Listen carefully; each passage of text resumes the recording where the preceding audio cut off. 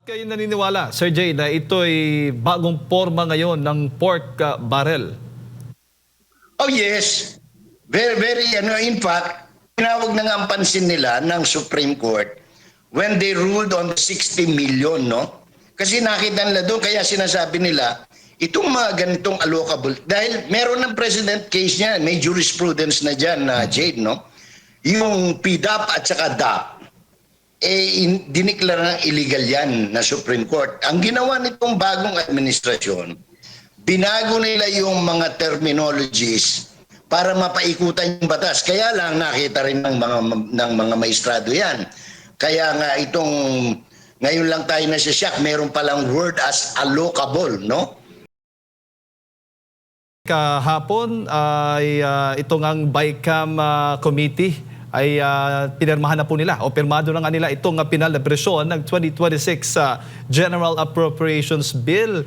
Kayo ba ay satisfied doon sa kinalabasan, resulta nitong BICAM, considering na sa unang pagkakataon ay live stream open at nakikita ng publiko ang ginagawa o yung prosesong ginagawa po nila? Kung congressman ako, happy ako. Kasi merong nakalaan na 151 million pagka bumoto ako in favor of the 2026 budget. Pero kung mamamayan ka, taxpayer ka, palagay ko, hindi ka matutuwa sa katotohanan na bagamat ito'y transparent, saan ka nga naman nakakita, no? Transparent live streaming, makikita mo dinadagdagan yung pondo na wala naman doon sa inaprubahan ng House at saka sa Senate. At pagkatapos BICAM pero naroroon ang mga cabinet secretary na hindi nangyayari at hindi pa nangyari sa kasaysayan ng budget preparation sa bansa. So it's magkahalong nakakatawa, nakakayamot at nakakagimbal, ano? Sapagkat openly kahapon, dinagdagan nila ng additional 10 billion yung proposed budget for 2026 on top of the allocables na kanilang pinilit na isama pa rin, which is a little over 200 billion, ano? So, alam mo, pagdating sa budget, very interested ako dyan, Jade, sapagkat kaila sa inyo, ako'y 6 na taong naglingkod bilang budget consultant ng isang senador nung siya pa ang chairman ng Finance Committee ng Senate. Opo. So sa madaling salita, Sir Jay, hindi sa kabila ng mensahe o panawagan noon o naging pahayag ni Pangulong Bongbong Marcos Jr. sa kanyang sona na mahiya naman kayo, ay hindi po natututo yung ating mga mambabatas sa pagdating po dito sa pagbabudget natin, lalo na itong ang 2026 budget. Oo, kasi kung makikita mo, Jade, doon sa 2025 budget, talagang grabe ang mga allocables noon, no? Yung allocable, ang madaling intindihin yan, inaalok, no? Pork barrel sa wikang Ingles. At malinaw doon sa talaan nung nakaraan, at ito'y nauulit nga ngayon, ano? Hindi lang natin alam ngayon kung ano yung division o pinaghahatian, no? Dito sa 2026 o paghahatian pa, sapagkat noong 2025, alam natin, 19.1 billion napunta kay Speaker Laurel, Speaker, anong pangalan nung nag-resign ni Speaker? Martin Romualdez. 12.9 billion napunta kay San Marcos, 3.8 billion kay Congressman Abante, 3.8 billion napunta kay Ace Barbers, 1.8 billion napunta kay Ajong, dahil kay Speaker Representative Luistro, malaki-laki, 4.7 billion noon, at saka yung balbasarado na medyo babading-bading na congressman ng La Union, Ortega, nakakuha rin yun ng 3.2 allocable, at yung natalong governor ng Laguna, 1.7 billion.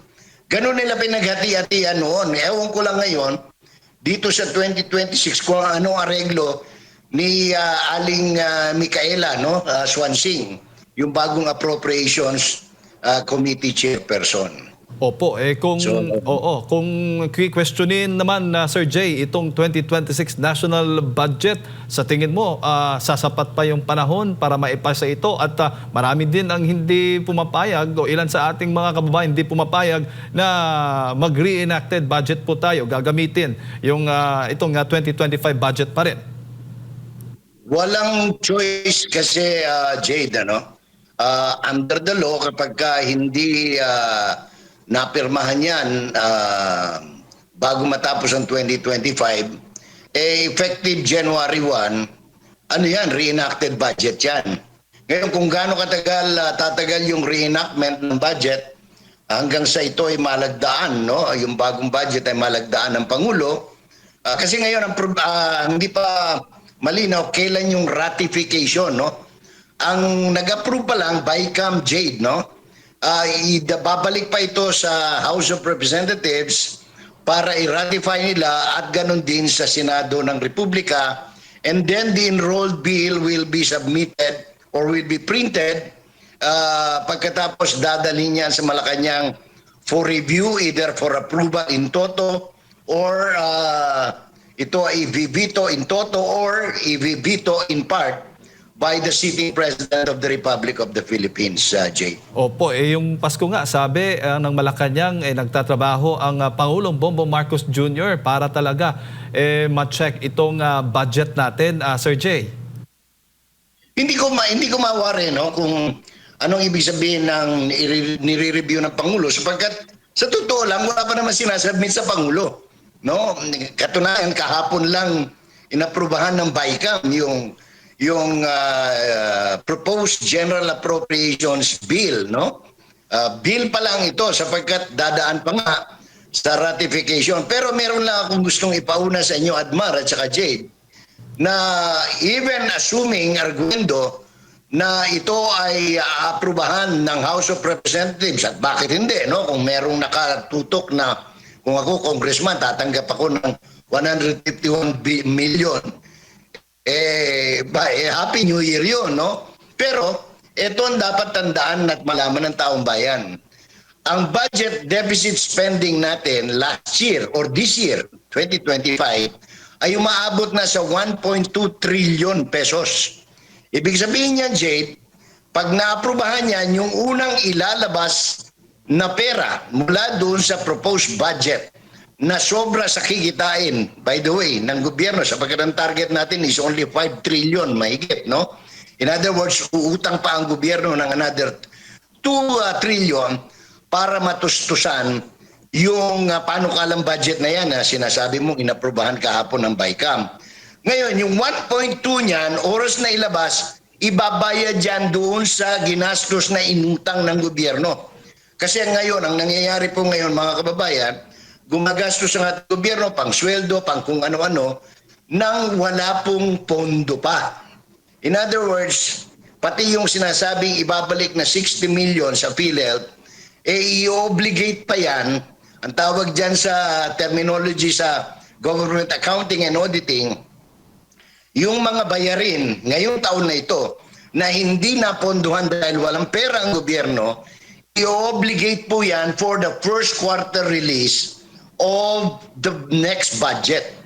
Sa madaling salita, January 1 pa lang, inutang na yung ilalabas na yung pambayad doon sa inutang ngayon ng gobyerno o ginastos ngayon ng gobyerno, Jade. Opo. At Sir Jay, bilang isang bihasa sa budget, sabi po nga po ninyo, ang si Senator Lacson, sinasabi nga, nabanggit mo na rin ito, na hindi lamang pala mababatas, kundi maging mga cabinet officials ay may mga allocables na tinatawag. Itong baga pondo ng DPWH na inilalaan sa mga proyekto ng mga mambabatas. Hindi ho ba dapat ay hindi po sa NEP? Kasi magkaiba po yan at klaro naman sa ating batas na labag po yan. Correct. Ako nga nagtataka kasi pero sabagay hindi dapat ipagtaka dahil ginawa na nito 2024 pa lang Magtataka ka, maging yung mga talunang senador, meron pang allocable, no? Pati yung mga party list na naguguluhan sa Congressman Ridon si Representative Ridon, bakit daw meron siyang allocable noong 2025 hindi pa naman siya congressman.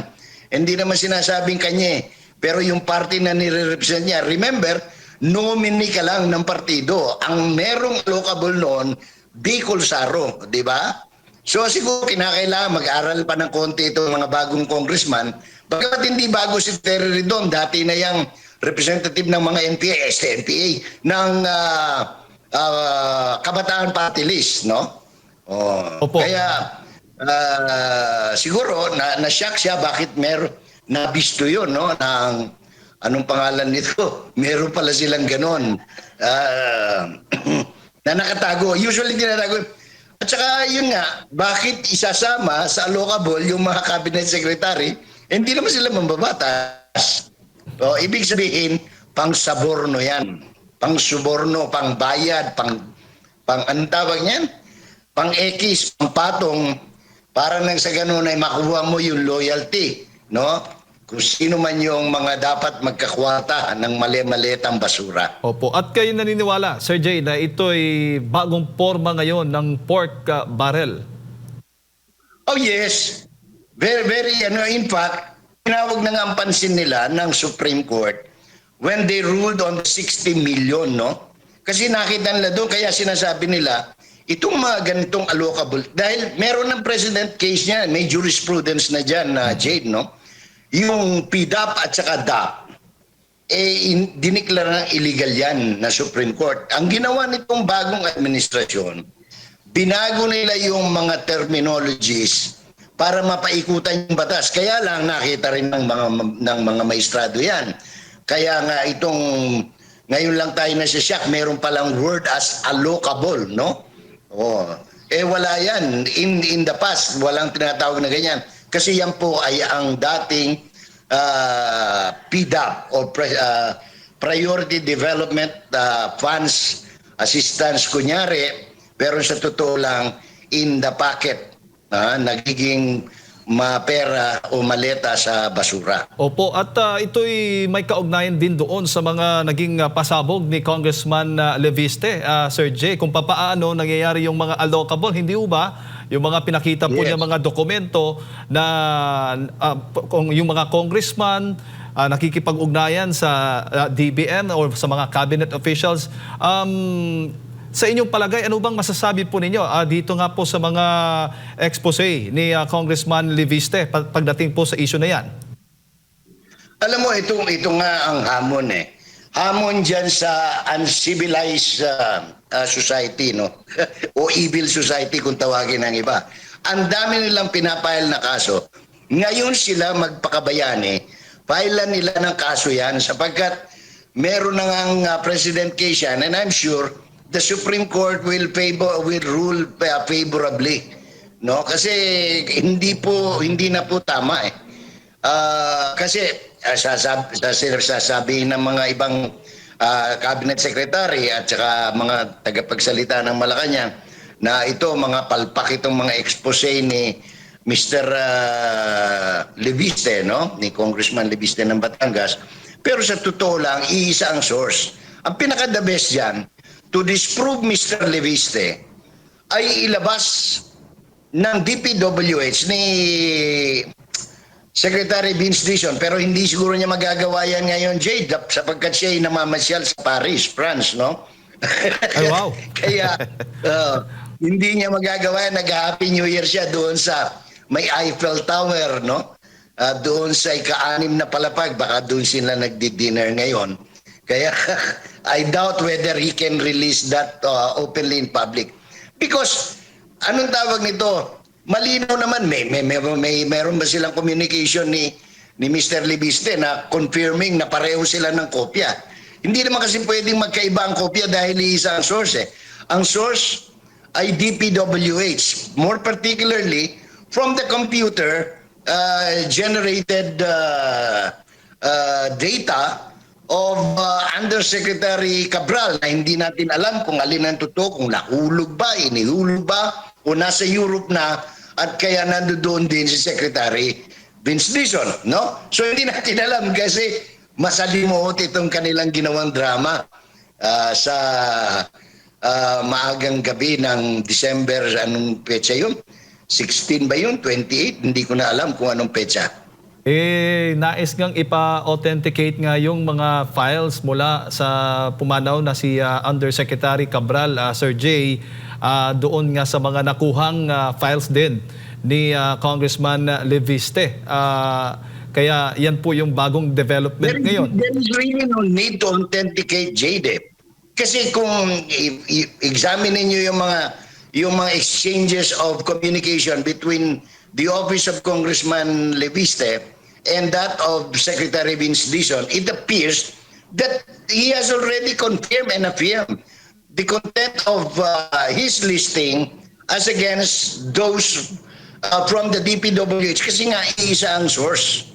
Hindi naman kasi po pwedeng magkaiba yan ang input ng data unless of course may milagrong gagawin sila na baguhin yung kopya na nandoon kay